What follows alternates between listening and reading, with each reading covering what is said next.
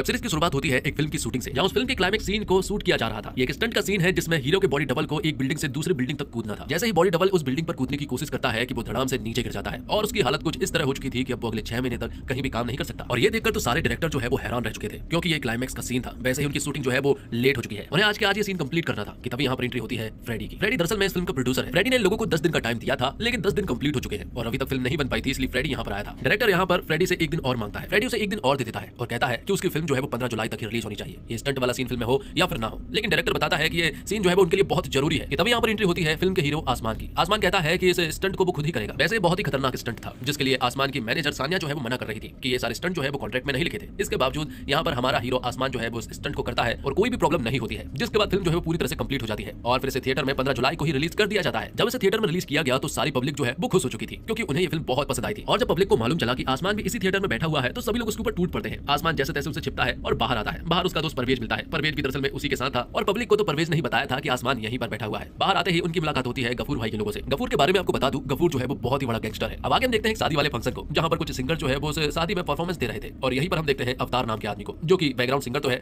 लेकिन वो यहाँ पर एक कमाल की सिंगिंग करता है, जो देखकर मेन सिंगर जो है वो अवतार से कहता है कि जितना पैसा दिया है ना उतना ही काम करो। तब अवतार उसे कह देता है कि तुझे इतने सारे पैसे मिले हैं तो थोड़ा तो काम कर। ये सुनकर उसे बुरा लग जाता है और वो सिंगर जो है वो अवतार को इस फंक्शन से बाहर निकाल देता है। जिसके बाद हम देखते हैं आसमान की पूरी फैमिली को। आसमान जब अपने घर पहुंचा तो वो अपने पिताजी को बताता है कि उसकी फिल्म जो है वो लोगों को बहुत पसंद आ रही है, यहाँ तक कि उसकी माँ को भी बहुत खुशी हुई थी। और यहाँ में ये भी मालूम चलता है कि आसमान की माँ 10 साल पहले बैकग्राउंड डांसर के रूप में बॉलीवुड में ही काम किया करती थी। और तो और अवतार जो है वो आसमान के अंकल हैं और वो भी 10-20 साल पहले एक बैकग्राउंड सिंगर थे और आज भी उन्हें बैकग्राउंड सिंगर के अलावा कोई भी काम नहीं मिलता, जो देखकर उन्हें बुरा लगता है। जिसके बाद आसमान और परवेज जो है वो अपनी फिल्म रिवॉल्वर का रिव्यू देखने लगते हैं, जिसमें संजीव शर्मा जो कि क्रिटिक्स है उसका जब वो रिव्यू देखते हैं तो उन्हें ऐसा लगा कि शायद संजीव शर्मा उनकी फिल्म की तारीफ करेगा, लेकिन ऐसा नहीं हुआ। संजीव शर्मा ने इस फिल्म को रोस्ट कर दिया था और तो और आसमान की एक्टिंग को उसने बहुत ही बुरा बताया था। ये देखकर आसमान को बहुत बुरा लगा था, लेकिन परवेज उसे बताता है कि फिल्म तो सुपरहिट हो चुकी है और कल फिल्म की सक्सेस पार्टी भी है, तो आखिरकार तुझे इन सब चीजों का बुरा नहीं लगना चाहिए। जिसके बाद सीन शिफ्ट होता है फिल्म की सक्सेस पार्टी की तरफ, जहां सबसे पहले एंट्री होती है सोडा वाला प्रोडक्शन के मालिक फ्रेडी की, जिन्होंने ही रिवॉल्वर को भी प्रोड्यूस किया है। थोड़ी देर के बाद ही यहाँ पर आसमान की पूरी फैमिली भी पहुंच जाती है और अब आगे जाकर हम देखते हैं बहुत सारे सेलिब्रिटीज को, जिनमें करण जौहर थे और उनके बाद ही यहाँ पर रणवीर सिंह भी आया था, जिसके पैर में बहुत ही खतरनाक चोट लगी हुई थी। ये देखकर करण बहुत हैरान था,